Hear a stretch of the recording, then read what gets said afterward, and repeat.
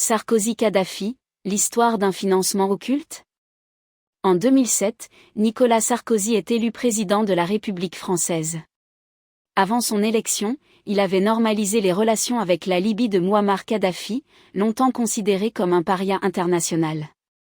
En décembre 2007, Kadhafi est reçu en grande pompe à Paris, avec sa tente bédouine plantée dans les jardins de l'Élysée.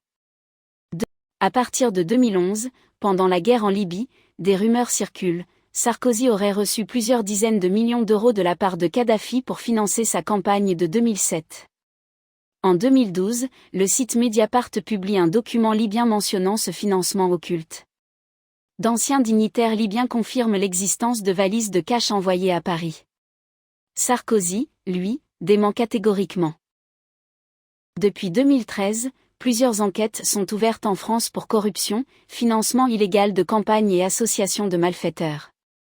Des intermédiaires, hommes d'affaires, proches de Kadhafi, ont été mis en examen.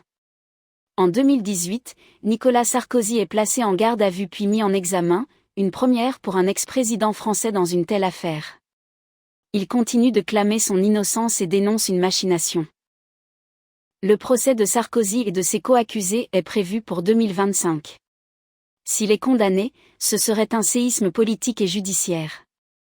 L'affaire Sarkozy-Kadhafi illustre les zones grises entre diplomatie, argent et politique.